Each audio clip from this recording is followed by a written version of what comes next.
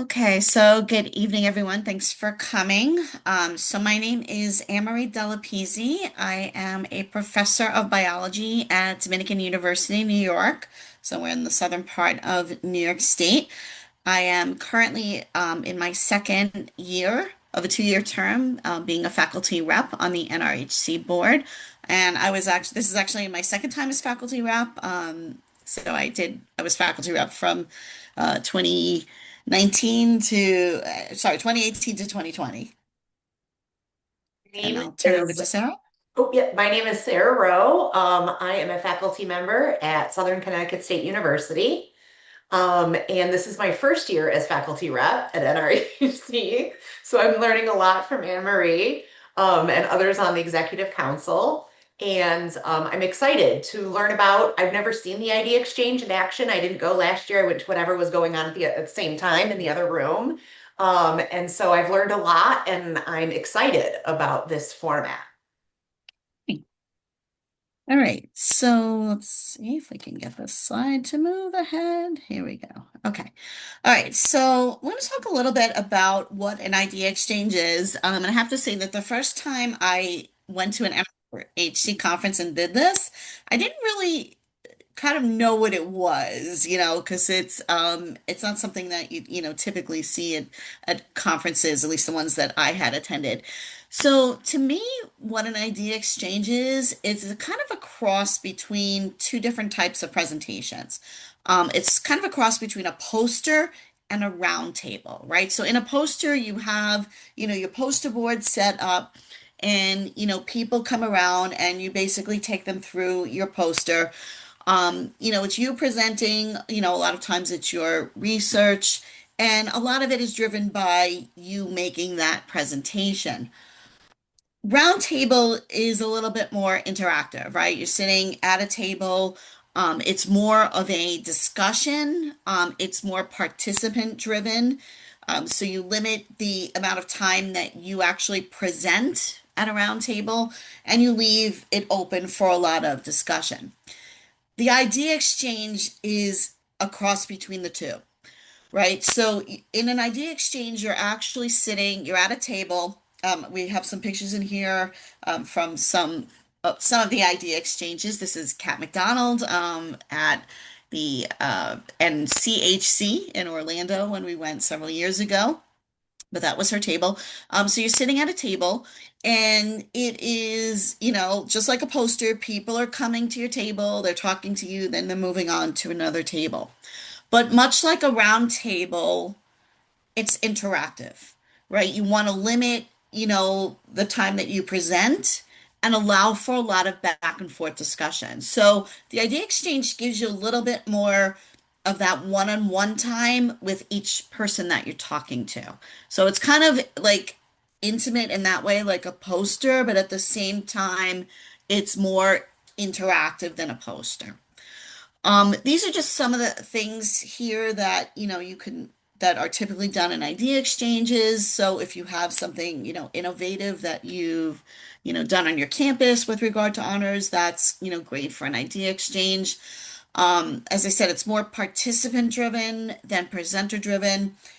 And also, the nice thing about the idea exchange is because you're one-on-one with people, it's a great opportunity to, exchange information and see what they have to offer, right? So again, it's more collaborative, it's networking, it's about problem solving. Sometimes people will give you suggestions. So it's really a nice interaction. And I have to say, it is my favorite type of presentation to do. All right, so I'm going to turn it over to Sarah. Let me, as soon as I can move the slide. Okay. Some of the reasons why I really like the idea exchange is, it meets us where we are when it comes to what we're dealing with, what we're trying to problem solve about. So you might think of presenting, not maybe not your research, but a new idea, like Anne Marie said, maybe solutions that have worked really well on your campus or for your peer group. You can share best practices of what's going on. So people will come by and get really great information from you. tons of networking. So you can build those professional connections. There'll be a combination of students, faculty, staff, lots of people coming around just wanting to learn from you and to bounce ideas off of you. How would this work on my campus? Do you think this would work for faculty, not just students? And it'll help you kind of better understand your project as well. It absolutely encourages diverse perspectives. So people will ask you questions that'll help drive thinking about this in a bigger way or a broader understanding. And then it creates, hopefully, you go home with a list of actionable takeaways. I still need to do X. Oh, I haven't checked with so and so on campus to see if this project is going to work. So it really is focused on all the good things that we want from a conference, like networking and sharing ideas, no matter how fleshed out they are, and coming home with kind of a fresh take on your very own project. Okay. Okay, so this picture is an idea exchange that I did at the same conference, that Orlando conference, just showing you what our table looked like. So, of course, before doing an idea exchange, you want to define what your theme is, what your guiding question is. Since you've already written your proposal and it's been accepted, you clearly have done that part already. But importantly, I think, is for you to understand who's going to be at this session. Of all the sessions at NRHC, this is the one that's going to get the most faculty and staff, right? Because it's a professional development session. This session really is not designed for students, right? So I'm not saying that, you may not get students showing up, but primarily you're going to be talking to a lot of faculty and staff. So keep that in mind as you are presenting. One of the things with an idea exchange is you should have something available on the table, right? And depending on what you're trying to present, it could be handouts, it could be charts. Um, as you saw in the previous picture, that with Kat McDonald, she had her computer there to show things. Of course, the newest thing, is the QR code. So if you have, some document that you want to share with somebody, giving them, the link to through a QR code is the easiest way to do it. If you want to have, your business cards there, you can put, we had at our ID exchange, we had little, things that we could give away, little, post-it note booklets that were in that little basket that you can see, so people were able to take something away. You don't have to do that, but if you have stuff that you want to give away, flyers, we had some of our pictures up there, so they were, easy to see, and we can refer to things as we were talking about our idea. So we had something to point to, visuals. We had our famous Charlie the mascot stuffed animal on the table, but you can set it, however you want. And of course, you're welcome to bring a tablecloth if you have one. It always just makes it look a little bit prettier. But definitely want to make it visual, right? It's not just about, talking, it's about having something, to exchange, to look at, and certainly for people to take something home from it. Mhm. Yeah, I always think that it's nice to have a little something that kind of reminds people who pass by what your project was, and then with your contact details, because you never know who's going to want to collaborate. You never know if they have some good feedback or if they've done something similar at their own university and they want to email you and tell you about it. So the networking doesn't stop when the session ends. So having something, whether it's just a business card or something that has your project details on it and your contact information is a great way to continue the collaboration. Yes.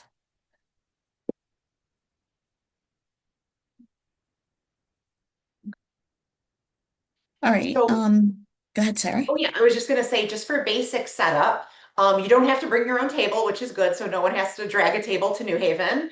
We'll have those set up for you, but absolutely feel free to bring all that extra stuff. So if you have a nice tablecloth you wanna bring with, or maybe a tablecloth just like in your school colors, doesn't have to have, anything imprinted on it. It'll at least, hide all the other stuff you have behind the table, like your coat and your backpack and all that other kind of stuff. The name of the game is just to kind of catch the eye and bring people in to kind of chat with you. So, like Anne Marie was saying, you've got the mascot as an option. We all have swag and stuff from our university, so feel free to bring that. And then, like in some of these pictures, you'll start to see that it is almost like a little bit of a poster session. It's not one big poster hanging up that's subdivided into numerous things, but you may want a little chart on there so that you can talk about it. You know, whatever plays best to your project. So be thinking about kind of what your customer, your audience might want to talk to you about. And if you have to refer back to something, have it ready on hand. It'll also draw people into the table. A good pie chart will draw people into the table.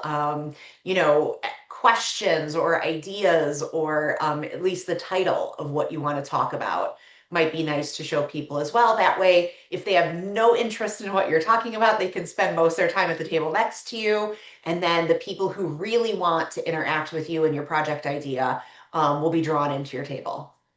Right. I think even something that, you could put some type of, poster or something that has the title right there on the table, right? So it's visible. This picture here was actually from my first idea exchange ever. And I have to admit, I didn't really research it very well and think we were kind of finding things out last minute. It was totally on me, my fault. Um, but we weren't quite as prepared but we did. We made it work. But I think, having this information beforehand gives you more of an opportunity to kind of think about, what you want to put on that table and what's going to attract people to your table.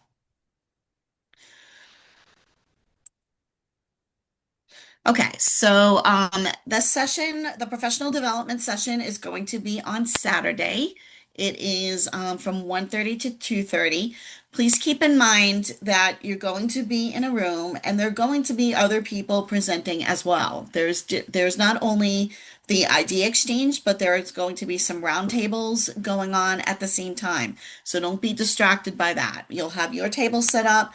There will be round tables. People will be rotating through the round tables, maybe leave the round tables, come to the idea exchange. So it's kind of a free floating, open environment. So people will be moving around quite a bit. Like I said, you want to limit the amount of time that you talk initially. Give a brief introduction to your project or what you've done, show people the relevant handouts, the forms, and then give the audience time for conversation, right? See what they have to say. They might offer you suggestions, they may tell you about something similar that they're working on their campus, and then you start a nice little back and forth. It's really very, very interactive. So be prepared to get, feedback, advice. Some of it may be good, maybe some not so good, but you do with it as you wish. You might be, helping them with ideas. You may listen to them. Maybe you give suggestions on what they're doing. So it's really very, very interactive. And as you can see here in this picture, this was also in Orlando. But we had multiple people at the table at the same time. There were two of us presenting.